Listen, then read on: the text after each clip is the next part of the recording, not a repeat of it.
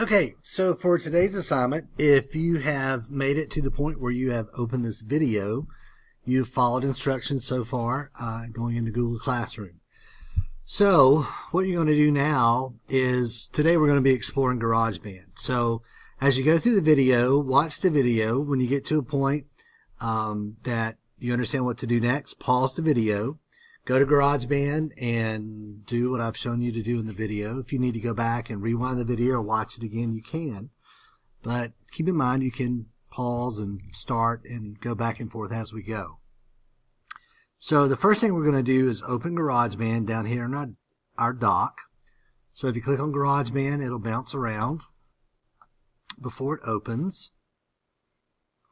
And hopefully you get this window that pops up. If you don't get this window, if it opens another project for you already, that's okay too. But from here, you're going to double click Empty Project or click Choose down here in the corner.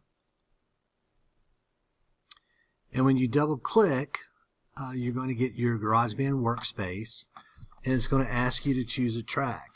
You want to choose this microphone. You can do that either by double clicking, or you can click on it to highlight it and then click Create. And it's going to create a track for you. Now, if you open the GarageBand program and it already gives you something that looks like this, you probably got what we call a software track, and you want to add an audio track. So to add another track, you can click this plus sign if you need to, and it'll bring you back to this. The software tracks we don't want to use yet. So if you have a software track like this, you can get rid of it by clicking on it to highlight it. And then if you look at your keyboard, next to your spacebar is a command button. Hold that command button down and then press the delete button that's above the return key on your keyboard. Command delete, and that'll get rid of the track. This is the library window, and we don't really need it for this assignment. So I would recommend closing this window by coming up here and clicking on this box, and it'll get rid of that window. Now in GarageBand, this is called a track, Audio 1. This big empty area is your workspace. Up here is what we call the transport controls. Rewind, fast forward, stop, play, and record.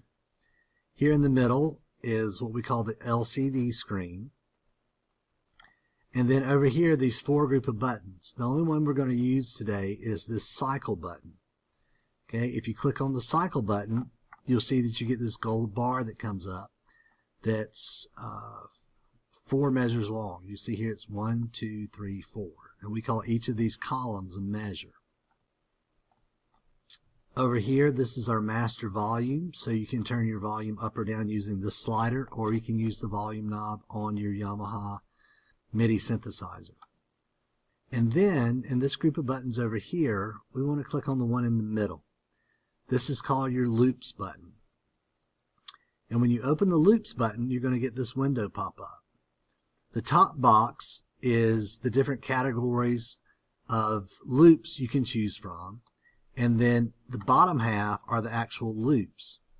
So I'm going to start by picking out a beat to make my song. So I'm going to click on the button here that says beats.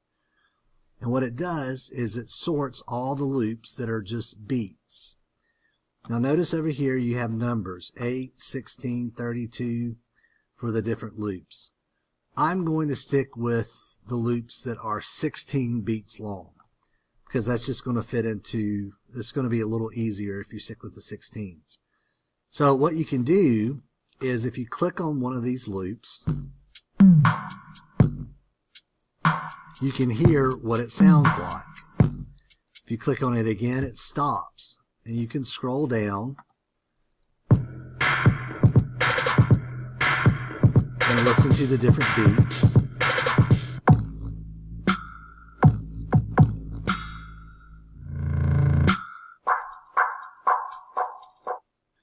So at this time, I would pause the video and take some time to scroll through and listen to these different beat loops. When you find a beat loop that you like and you think you want to use, then come back to the video and press play. and I will show you the next steps. So now that you've found a loop that you want to use, it's really simple to add it over to your workspace. So what I'm going to do is, let me see. So if I decide I want to use this loop, all I'm going to do is I'm going to click and hold the button down, and then I'm going to drag this over into the workspace and drop this at the beginning of the track. Now when I do that, you can see that it'll add the track in. So if I press play, now I can hear the track playing. And because I have my cycle button on, it'll just keep repeating this over and over again. Now, if you drop a loop in here and you decide you don't want to use it after all you have to do is click on it to highlight it and then press the delete button on your keyboard and it goes away. And then you can come back and click on the loop that you really want to use and drop it in there again.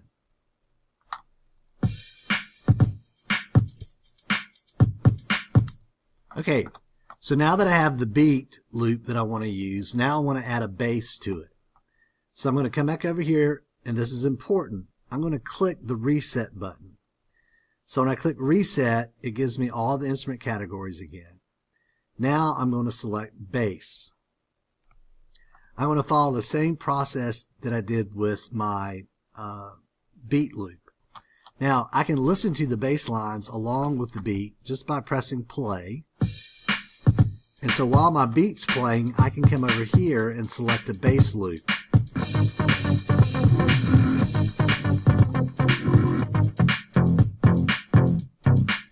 And if I want to listen to the different bass loops, I just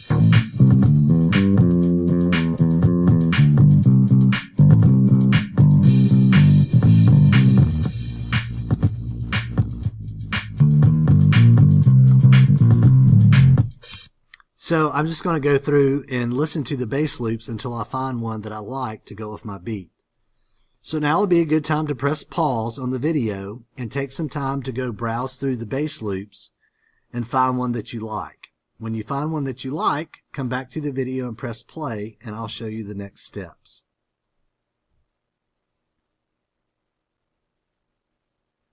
So now that you found a bass loop that you like to go with your beat,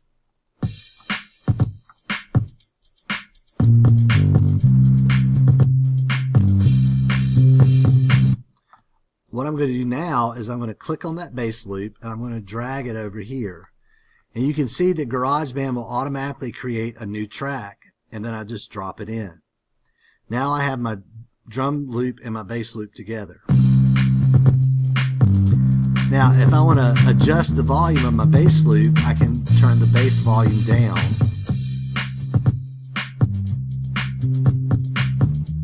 Until I get a good mix between my drum sound and my bass sound.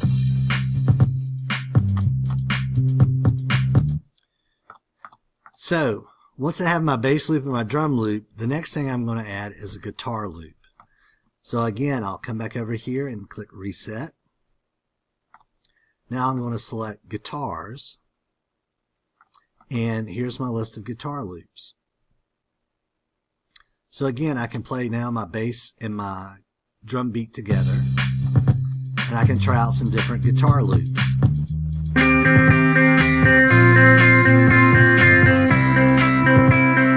Now you can hear that was really loud. If I want to adjust the volume on my loops, there's a little slider down here that I can click on to turn that volume down. So let's try it again.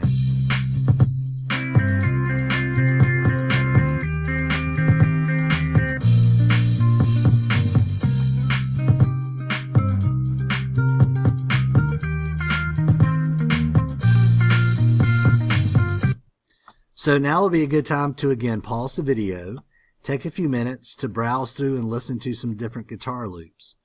When you found the guitar loop that you want to use, then come back to the video so I can show you the next step.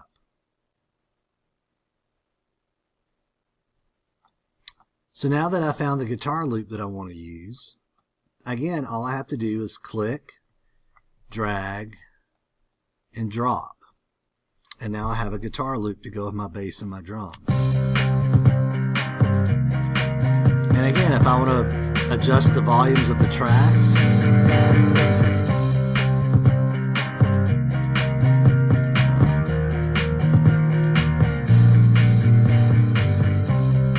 I can adjust the volumes. Again, if I decide I don't want to use that after all, I just click on the loop that I want to get rid of and hit my delete button. And then I can go back and put in the loop that I want to use.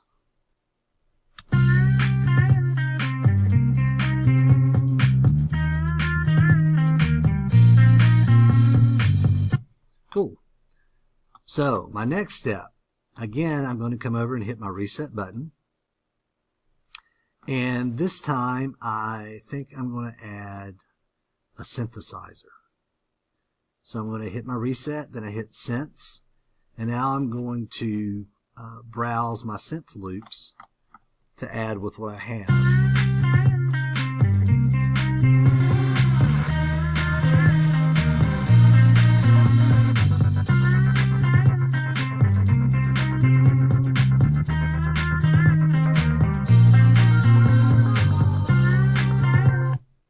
So now would be a good time to again pause the video, browse through your synthesizer loops until you find one that you want to add. Once you found the synth loop that you want to add, again, all we have to do is click and drag to add it to the rest of our tracks.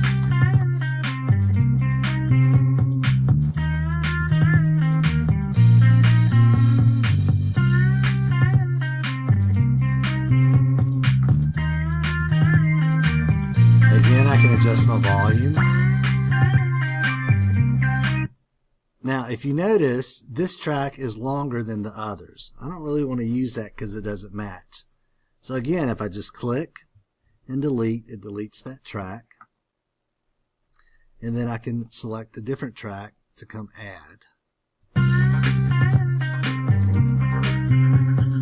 can use my volume sliders to adjust the volume.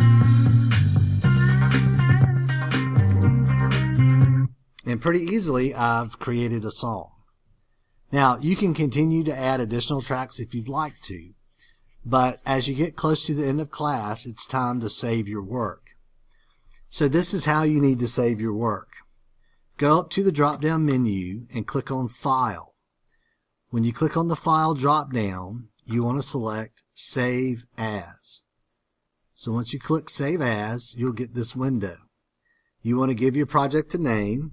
I'm going to use my last name, Project 1. And this is important. Where it says Where, I want to save this to my desktop. So once I've gave it a name, I've saved it to my desktop, and now I click Save. And now you can see it's changed the name up top, and I have all my work saved. If I want to come back at another time to continue working on it, I can always find it on my desktop. So if I click GarageBand, you can see I have my project right over here, so I can open it up to work on it again the next time. Now, once you've done that, please make sure that when you're finished, that you log off the computer, that you hang your headphones on the back of the computer, turn off your synthesizer. Please stay in your seat until the bell rings. When the bell rings, please make sure that you push your chair up under your desk before you leave. All right, I hope you had fun with this project today, and I look forward to hearing what you've created when I see you again on Wednesday or Thursday. I hope you have a great day.